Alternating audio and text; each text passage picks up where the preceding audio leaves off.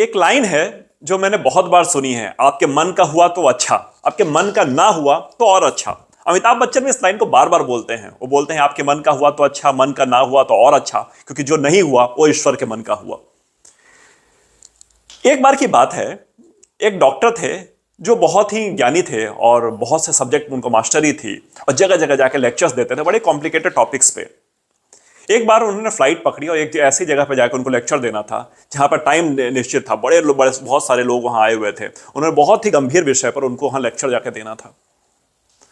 Flight delay हो गई। वो समझ तो गया था कि अब ये पहुंच तो नहीं पाऊंगा टाइम पर, मैं चलो थोड़ी बहुत देरी से ही पहुंचूंगा, जाना जरूरी है, बहुत पहले से अपॉइंटमेंट बुक है मेरा।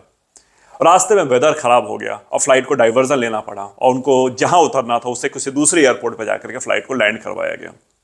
बड़े दुखी हुए, बड़े परेशान, बड़े गुस्से में थे कि अब मैं कैसे जाऊंगा, मेरे इतने बजे का अपॉइंटमेंट था, ये था वो था, मेरी बुकिंग्स थी। फ्लाइट ने कहा, एयरपोर्ट ने कहा कि हम कुछ नहीं कर सकते हैं, वेदर खराब है, हमारे हाथ में नहीं है। लाइफ का रहना ज्यादा इंपॉर्टेंट है आपके उस जगह पे पहुंचने से। हम पहले जीवन की प्रायोरिटी देते हैं। उन्होंने कहा ये बात तो समझ आ रही है, मैं जाऊं कैसे? तो उन्होंने बताया कि आपको जिस जगह पे जाना है यहां से 2.5-3 घंटे का रास्ता है, यदि आप कैब ले लेते हैं तो आप कैब से चले जाइए, अगर आपको जाना इतना जरूरी है तो। उन्होंने बाहर निकले, बाहर निकल के उन्होंने कैब किया, मगर वेदर खराब था। कैब वाला रेडी तो हो गया जाने के लिए, मगर थोड़ी दूर चला होगा, उसको भी लगा कि आगे जाना सेफ नहीं है और उसने भी डाइवर्जन लेकर सोचा कि इस रोड से नहीं, दूसरे रोड से उस तरफ मोड़ लूंगा, क्योंकि आगे सेफ नहीं लग रहा था उसे जाना। उसे डॉक्टर को बताया कि मैं रोड थोड़ा सा डाइवर्ट कर रहा हूं और इधर से उधर चलेंगे। डॉक्टर ने कहा भाई कुछ भी करो, मुझे पहुंचाओ वहां पे।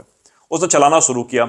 आगे जाते जाते रास्ता खत्म हो गया और वो भटक गए। वो लोग जाकर के पहुंचे तो नहीं, मेन रास्ते से वे भटक के दूसरे शहर में जाकर के पहुंच गए। डॉक्टर को बहुत गुस्सा आ रहा था, मगर वो कर कुछ नहीं सकता था। अब उसके पास कम से कम इतना तो था कि एक आदमी था साथ में जिसके पास गाड़ी थी और एक शहर मिल गया था जहां पर वो चाहे तो रात गुजार सकते थे। अब वो कहीं फंसे हुए तो थे, मगर ऐसी जगह भी नहीं जो बहुत सुनसान हो। उन्होंने चाहा कि कोई होटल वगैरह मिल जाए यहां पर, रात में रुका जाए यहीं पे, करें क्या, जहां जाना था वो तो हो गया, उसका नाश पेट गया, तो जो मर्जी थी ईश्वर की हो गया वो तो। उन्होंने ढूंढना चाहा होटल वगैरह मिल जाए शहर में, छोटा सा मोहल्ला जैसा था, छोटा सा शहर था, होटल वगैरह नहीं थे। पहला घर जो इनको दिखाई दिया, ढूंढते ढूंढते होटल नहीं मिला तो उन्होंने नॉक किया घर को, कहा कि मैं अंदर आ सकता हूं। एक बूढ़ी लेडी रहती थी अपने पोते के साथ उस घर में। उसने कहा कि हाँ हाँ जो भी है अंदर आ जाइए, मैं अभी पोते के साथ हूं और इसको छोड़ करके नहीं आ सकती गेट खोलने के लिए, और अंदर ही आ जाइएगा सीधे, मैं यहीं बैठी हुई हूं। डॉक्टर गए अंदर, जाकर के उस लेडी को बोला कि मैं ऐसी ऐसी बात है, ऐसा हो गया है मेरे साथ और मेरे साथ मेरा ड्राइवर भी है, क्या मैं रात यहाँ गुजार सकता हूँ? उन्होंने कहा हाँ, 2 कमरे का घर है, हम दोनों दादी पोता अंदर रह लेते हैं, आप बाहर ड्राइंग रूम में रह लीजिए, कोई प्रॉब्लम नहीं हमें। आपको कुछ खाना पीना हो तो मैं आपको कुछ खाने का इंतजाम कर सकती हूँ, मैं बहुत सामर्थ्यवान तो हूँ नहीं, मगर थोड़ा बहुत इतना तो मैं कर ही दूंगी कि आपके रात का भोजन का व्यवस्था कर दूँ। और ये बोल करके डॉक्टर को उन्होंने बाहर के रूम में शिफ्ट कर दिया और वो अंदर जाके दोनों दादी पोता रहने लगे। रात बीती, बहुत आवाज आने लगी, बड़ा शोर आने लगा अंदर से। डॉक्टर से रहा नहीं गया, क्योंकि डॉक्टर बड़े ही विद्वान आदमी थे, वो बहुत अच्छा उनको समझ थी डॉक्टरी की। वो अंदर गए रूम में जाकर, उन्होंने पूछा उस लेडी से कि क्या हुआ है इस बच्चे को, क्यों इतना शोर मचा रहा है, किस बीमारी से ग्रसित है? उन्होंने बताया कि बड़े गंभीर किस्म की बीमारी है इसे, और ये ऐसी बीमारी है कि ये कुछ ही डॉक्टर हैं पृथ्वी पे जो इस बीमारी को ठीक कर सकते हैं। और भारत में तो मैंने सुना है एक ही डॉक्टर हैं जो कि दिल्ली में रहते हैं, उनका नाम ये है, और वही इस बीमारी के एक्सपर्ट हैं इंडिया में। उनसे जाकर के इसका इलाज करवाने के मेरे पास इतने पैसे नहीं, इतना सामर्थ्य नहीं कि मैं वहां जा सकूं, इसलिए वेट कर रही हूं जब तक इसकी जिंदगी चले, मेरी जिंदगी चले तब तक, क्योंकि विदेश तो मैं ले जा नहीं सकती और भारत तक में ले जाने की मेरी सामर्थ्य नहीं है कि मैं दिल्ली ले जाऊं इसको। डॉक्टर मुस्कुराया, उसने बोला कि माता जी, मैं वही डॉक्टर हूं जिसके पास आप जाना चाहती हैं, जिसको इस बीमारी की समझ है, जिसके पास ही मैं ही इकलौता हूं जो इस बीमारी को अच्छे से समझता हूं। और उन्होंने उसका इलाज शुरू किया। है ना, जो आप चाहते हो ना हो, तो जो नहीं चाहते हैं वो हो गया है, तो समझ लीजिए वो ईश्वर की मर्जी है।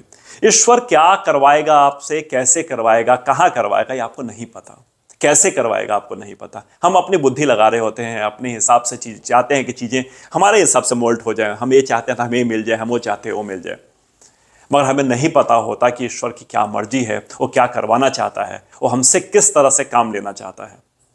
तो कई बार आपके लाइफ में भी इस तरह की कॉम्प्लिकेशंस आ जाएं, इस तरह के प्रॉब्लम्स आए, समस्याएं उसे घिर जाएं आप, और वो समझना है तो ईश्वर पे छोड़ दीजिएगा थोड़ी देर के लिए। आप आइएगा, जो समाधान उसने निकाल कर दिया है, जो आप समाधान चाह रहे थे उससे बेहतर होगा, और आप उस चीज़ को आप ज़्यादा अच्छे से एंजॉय कर पाएंगे और दूसरे की मदद कर पाएंगे। यदि उस समय आपसे उसको मदद लेनी होगी, तो उसी में आपका भला होगा, उसी में आपका कल्याण होगा। चलिए, उम्मीद करता हूं अच्छी लगी होगी वीडियो। मिलता हूं नए वीडियो में।